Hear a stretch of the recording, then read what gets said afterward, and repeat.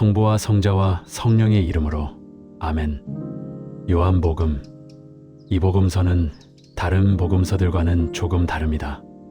마테오, 마르코, 루카복음이 예수님의 행적과 기적을 기록했다면 요한복음은 그분의 존재 자체를 드러냅니다.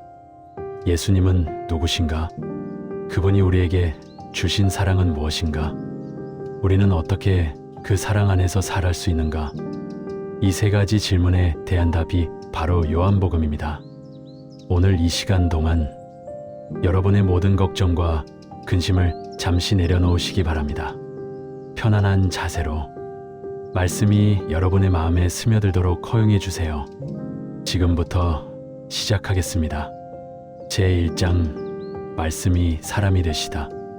요한복음 1장 1절 한처음에 말씀이 계셨다.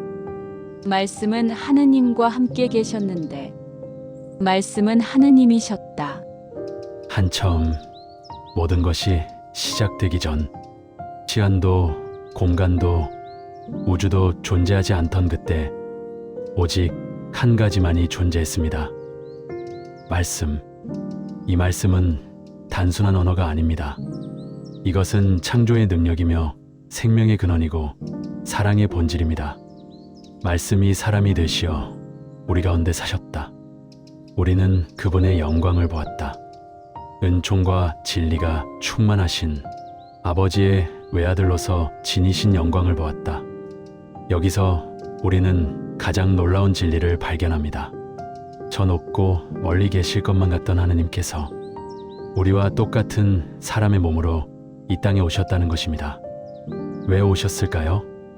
우리의 아픔을 함께 느끼고 우리의 눈물을 함께 흘리고 우리의 삶을 함께 걸으시기 위함입니다. 하느님은 결코 멀리 계신 분이 아닙니다. 그분은 지금 이 순간에도 여러분의 곁에 함께 계십니다. 제2장 물을 포도주로. 물이 포도주로 변해 있었다. 예수님의 첫 번째 표징이 일어난 곳은 화려한 성전이 아니었습니다. 작은 마을의 평범한 혼인 잔치였습니다. 잔치가 한창일 때 포도주가 떨어졌습니다. 당시 문화에서 이것은 신랑 가족에게 큰 수치를 가져오는 일이었습니다. 예수님은 이 평범하고도 난처한 상황에서 첫 번째 표징을 행하십니다. 물을 포도주로 바꾸신 것입니다. 이 표징이 우리에게 말해주는 것은 무엇일까요? 하느님의 사랑은 큰 무대에서만 나타나지 않습니다. 우리의 일상 속 작은 결핍과 부족함 속에서도 하느님은 일하십니다. 당신이 지금 무언가 부족함을 느끼고 있나요? 관계가 메말라 있나요? 기쁨이 사라진 것 같나요? 예수님은 그 메마른 물을 새로운 기쁨의 포도주로 바꾸실 수 있는 분입니다. 제3장 다시 태어남과 영원한 생명. 하느님께서는 세상을 너무나 사랑하신 나머지 외아들을 내주시어 그를 믿는 사람은 누구나 멸망하지 않고 영원한 생명을 얻게 하셨다. 니코데모라는 사람이 있었습니다. 그는 바리사이였고 유다인들의 지도자였습니다. 율법을 누구보다 잘 알고 신앙생활도 철저히 했던 사람입니다. 그런데 그는 밤에 몰래 예수님을 찾아왔습니다. 그의 내면은 어둠이었기 때문입니다. 모든 것을 다 알고 모든 것을 다 행했지만 그의 마음은 여전히 공허했습니다. 예수님은 그에게 말씀하십니다. 누구든지 다시 태어나지 않으면 하느님 나라를 볼 수 없다. 다시 태어난다는 것은 무엇일까요? 그것은 내가 쌓아온 모든 것을 내려놓고 어린아이처럼 순수한 마음으로 하느님의 사랑을 받아들이는 것입니다. 하느님의 사랑에는 조건이 없습니다. 당신이 착해서 사랑하시는 것이 아닙니다. 당신이 완벽해서 사랑하시는 것이 아닙니다. 그냥 사랑하십니다. 당신이 지금 어떤 상태에 있든 어떤 잘못을 저질렀든 얼마나 멀리 떨어져 있든 하느님의 사랑은 변함이 없습니다. 제4장 생명의 물을 주시는 예수님. 내가 주는 물을 마시는 사람은 영원히 목마르지 않을 것이다. 내가 주는 물은 그 사람 안에서 물이 솟는 샘이 되어 영원한 생명을 누리게 할 것이다. 사마리아 여자. 그녀는 한낮의 뜨거운 햇살 아래 우물가에 홀로 나왔습니다. 다른 여인들은 시원한 아침에 물을 기르러 가는데 왜 그녀는 한낮에 왔을까요? 사람들을 피하기 위해서였습니다. 그녀는 5명의 남편이 있었고 지금 함께 사는 사람도 남편이 아니었습니다. 사람들의 수군거림과 멸시의 눈초리를 그녀는 견딜 수가 없었습니다. 그런데 그 우물가에서 예수님을 만납니다. 우리는 모두 목마릅니다. 어떤 사람은 사랑에 목마릅니다. 어떤 사람은 인정에 목마릅니다. 어떤 사람은 성공에 목마릅니다. 어떤 사람은 위로에 목마릅니다. 그래서 우리는 계속 무언가를 마십니다. 관계를 통해, 일을 통해, 돈을 통해, 성취를 통해 그 갈증을 해소하려고 합니다. 하지만 잠시 후면 또 목이 마릅니다. 예수님이 주시는 물은 다릅니다. 이것은 한 번 마시면 영원히 목마르지 않는 물입니다. 왜냐하면 이 물은 외부에서 오는 만족이 아니라 내면에서 솟아나는 생명의 샘이기 때문입니다. 제5장 일어나 걸으라. 일어나 내 평상을 들고 걸어가거라. 베트자타 목가에 한 사람이 있었습니다. 38배 동안 벽으로 누워 지낸 사람입니다. 38배. 그는 인생의 대부분을 그 자리에서 보냈습니다. 처음에는 치유받기를 간절히 소망했을 것입니다. 하지만 시간이 흐르면서 희망은 점점 사라져갔을 것입니다. 예수님이 그에게 물으십니다. 병을 고치고 싶으냐? 이상한 질문입니다. 당연히 낫고 싶겠죠. 하지만 예수님은 그의 마음을 아셨습니다. 때로 우리는 변화를 두려워합니다. 익숙한 고통이 낯선 자유보다 더 안전하게 느껴질 때가 있습니다. 그런데 예수님은 명령하십니다. 일어나 내 평상을 들고 걸어가거라. 이 말씀 속에는 3가지 단계가 있습니다. 첫째, 일어나라. 더 이상 누워있지 말라. 둘째, 내 평상을 들라. 과거에 머물지 말라. 셋째, 걸어가라. 새로운 삶을 시작하라. 여러분은 어떤 자리에 누워 계신가요? 절망의 자리입니까? 두려움의 자리입니까? 실패의 자리입니까? 예수님은 지금 여러분에게도 말씀하십니다. 일어나라. 제6장 생명의 빵. 나는 생명의 빵이다. 내게 오는 사람은 결코 배고프지 않을 것이며 나를 믿는 사람은 결코 목마르지 않을 것이다. 5,000명을 먹이신 표징이 있었습니다. 사람들은 열광했습니다. 그들은 예수님을 임금으로 세우려 했습니다. 하지만 예수님은 그들을 피해 산으로 가셨습니다. 왜일까요? 사람들은 예수님을 원했던 것이 아니라 예수님이 주시는 빵을 원했기 때문입니다. 다음 날 사람들이 예수님을 찾아왔을 때 예수님은 날카롭게 말씀하십니다. 너희가 나를 찾는 것은 표징을 보았기 때문이 아니라 빵을 배불리 먹었기 때문이다. 우리도 때때로 같은 잘못을 저지릅니다. 우리는 예수님을 찾지만 실제로는 예수님이 주시는 축복을 찾습니다.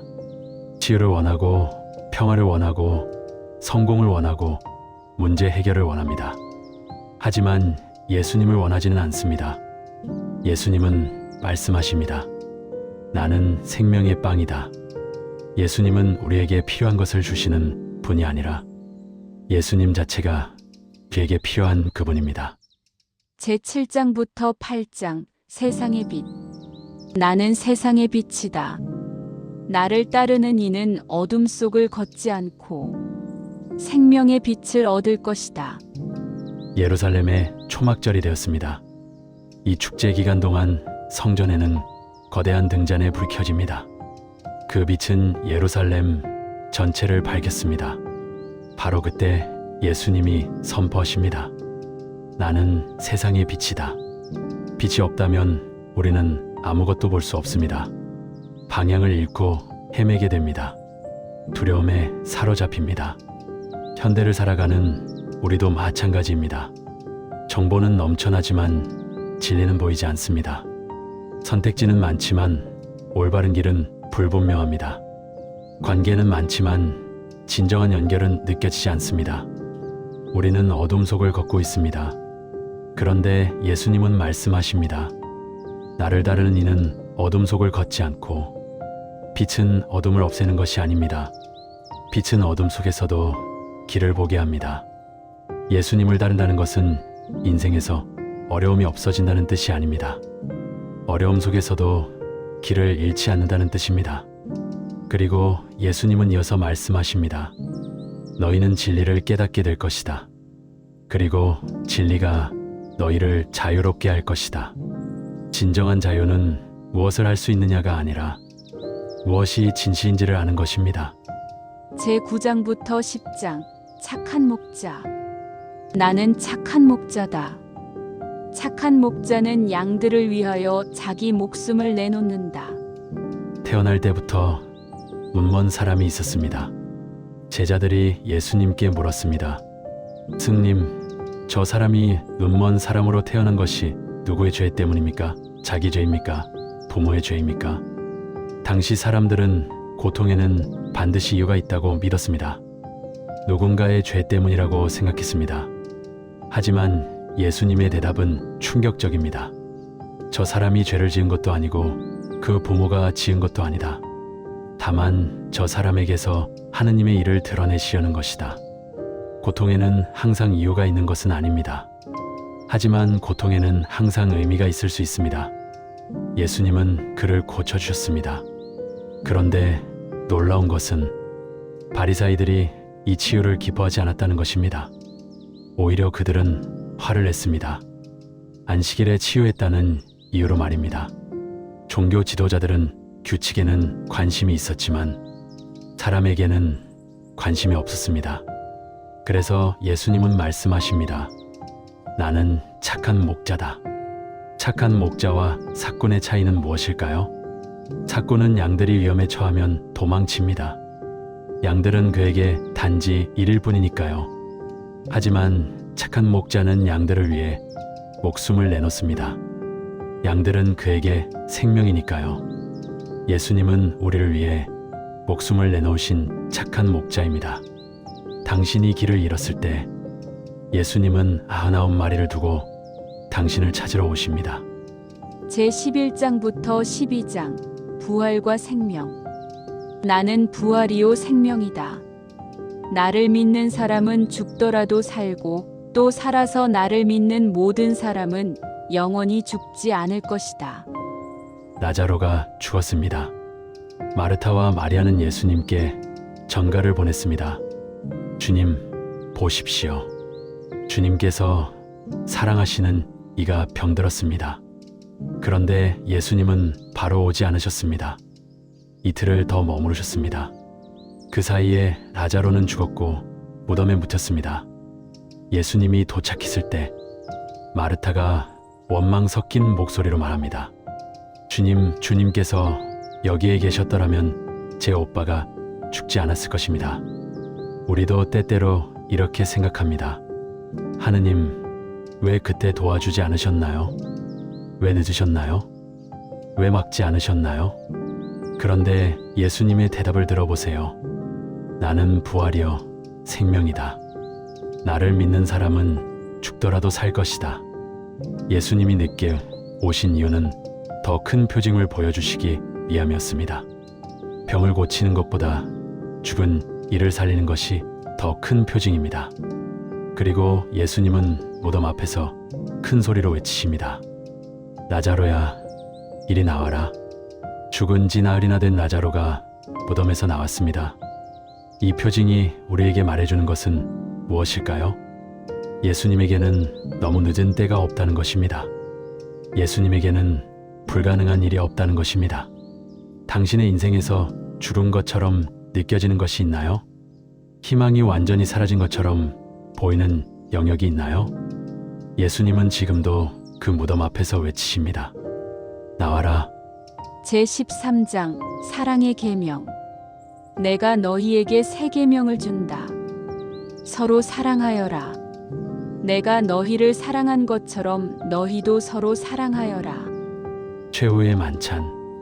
예수님은 십자가에 달리시기 전날 밤 제자들과 함께 식사를 하셨습니다. 그리고 놀라운 일을 하셨습니다. 대야에 물을 담으시고 제자들의 발을 씻기기 시작하신 것입니다. 당시 문화에서 발 씻기는 가장 낮은 종이 하는 일이었습니다. 스승이 제자의 발을 씻는다는 것은 상상할 수 없는 일이었습니다. 베드로가 당황해서 말합니다. 주님께서 제 발을 씻으시옵니까? 예수님은 섬김을 받으러 오신 것이 아니라 섬기러 오셨습니다. 그리고 이렇게 말씀하십니다. 내가 너희를 사랑한 것처럼 너희도 서로 사랑하여라. 사랑. 이것은 단순한 감정이 아닙니다.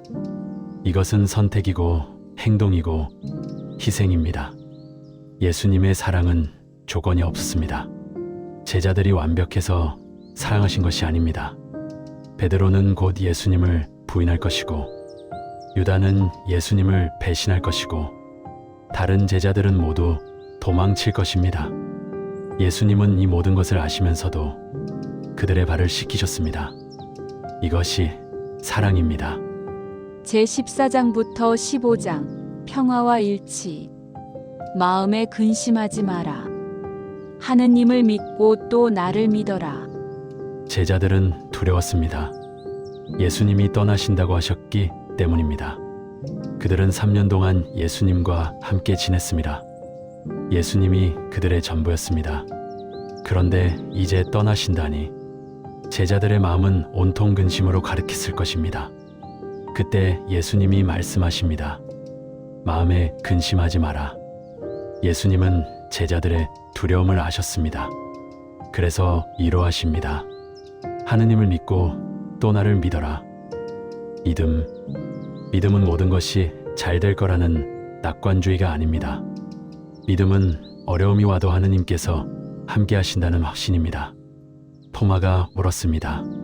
주님, 저희는 주님께서 어디로 가시는지 알지도 못하는데 어떻게 그 길을 알 수 있겠습니까?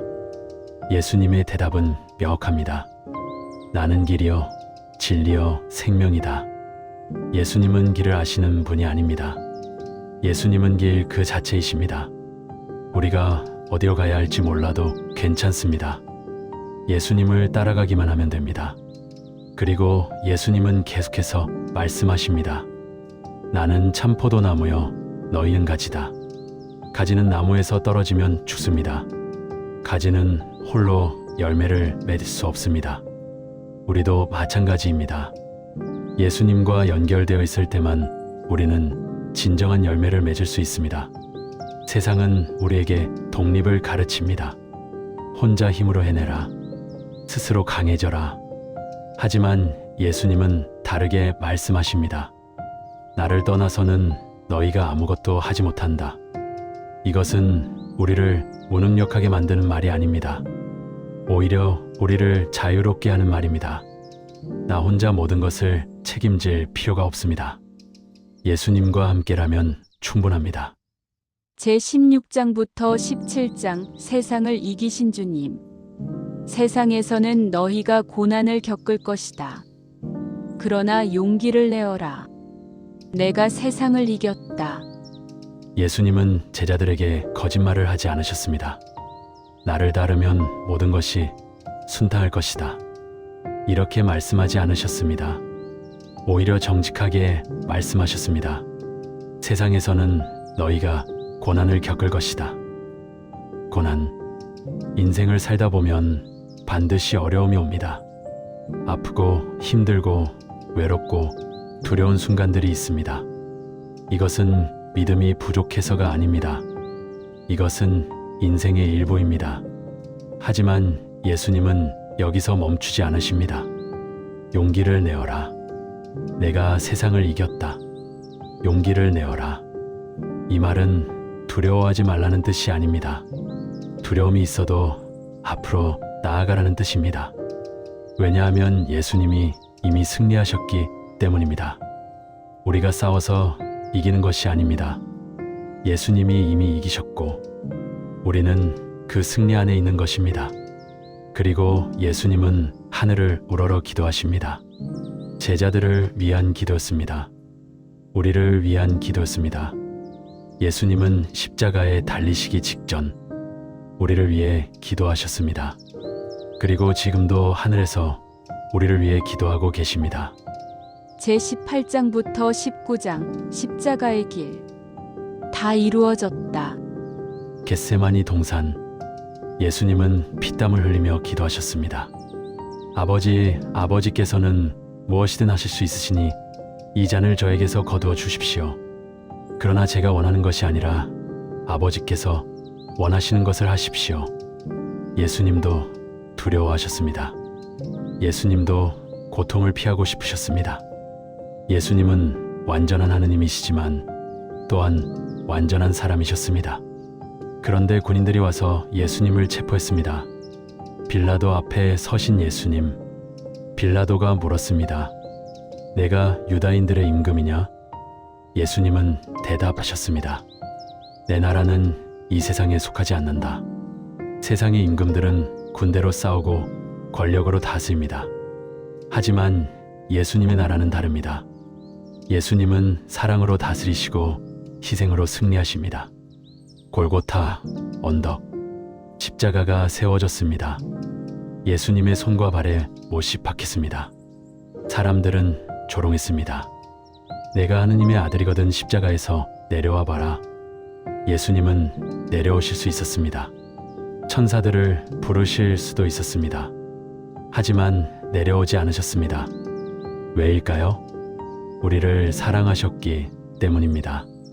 십자가에서 내려오시는 순간 우리의 구원은 사라집니다. 예수님은 선택하셨습니다. 자신의 생명보다 우리의 생명을. 그리고 마지막 순간 예수님은 외치셨습니다. 다 이루어졌다. 무엇이 이루어졌을까요? 구원의 계획이 이루어졌습니다. 사랑의 완성이 이루어졌습니다. 하느님과 인간 사이의 다리가 놓여졌습니다. 십자가는 끝이 아니었습니다. 십자가는 새로운 시작이었습니다. 제20장부터 21장 부활과 회복. 평화가 너희와 함께. 사흘째 되던 날 마리아 막달레나가 무덤에 갔습니다. 그런데 무덤이 비어 있었습니다. 그녀는 울고 있었습니다. 그때 누군가가 물었습니다. 여인아, 왜 우느냐? 누구를 찾느냐? 마리아는 그가 정원지기인 줄 알았습니다. 그런데 그분이 말씀하셨습니다. 마리아야.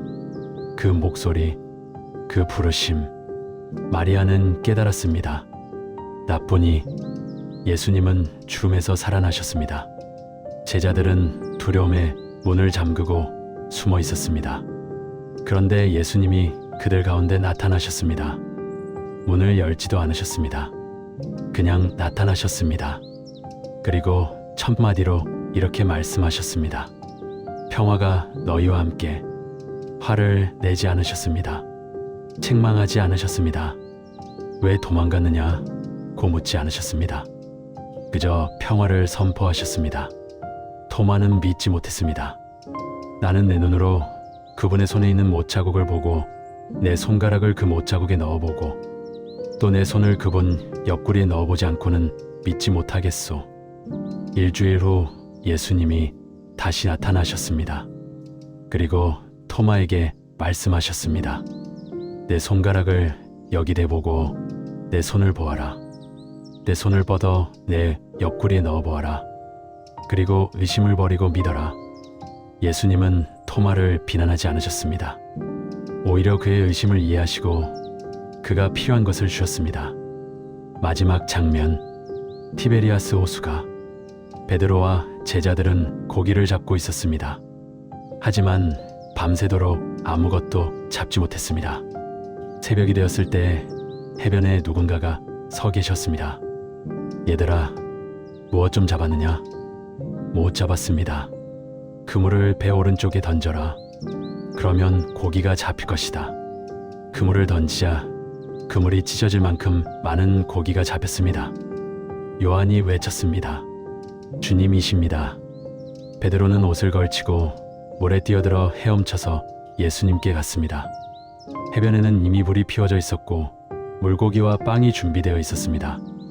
예수님은 제자들을 위해 아침을 준비하고 계셨던 것입니다. 식사 후에 예수님은 베드로에게 물으셨습니다. 요한의 아들 시몬아, 내가 나를 사랑하느냐? 예, 주님. 제가 주님을 사랑하는 줄을 주님께서 아십니다. 예수님은 3번 물으셨습니다. 왜일까요? 베드로가 3번 예수님을 부인했기 때문입니다. 예수님은 베드로에게 3번의 부인을 3번의 고백으로 회복시켜 주셨습니다. 그리고 말씀하셨습니다. 내 양들을 돌보아라. 실패는 끝이 아닙니다. 예수님은 언제나 회복의 기회를 주십니다. 오늘 우리는 요한복음을 통해 예수님의 삶과 사랑을 묵상했습니다. 한처음의 말씀에서 시작해서 갈릴레아의 표징들을 지나 십자가의 고난을 보았고 부활의 영광을 목격했습니다. 요한복음이 우리에게 전하는 메시지는 단순하지만 깊이가 있습니다. 요한복음은 이렇게 끝을 맺습니다.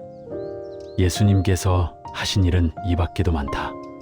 그것들을 낱낱이 기록한다면 세상도 그렇게 기록된 책들을 다 담아내지 못하리라고 나는 생각한다. 예수님의 사랑 이야기는 이 책에 다 담을 수 없을 만큼 큽니다. 그리고 그 이야기는 지금도 계속되고 있습니다. 바로 당신의 삶 속에서 말입니다. 오늘 이 말씀을 들으시면서 마음에 와닿는 구절이 있으셨나요? 그 구절을 가슴에 품고 오늘 하루를 시작해 보세요. 예수님의 평화가 여러분과 함께하기를 기도합니다. 성부와 성자와 성령의 이름으로. 아멘.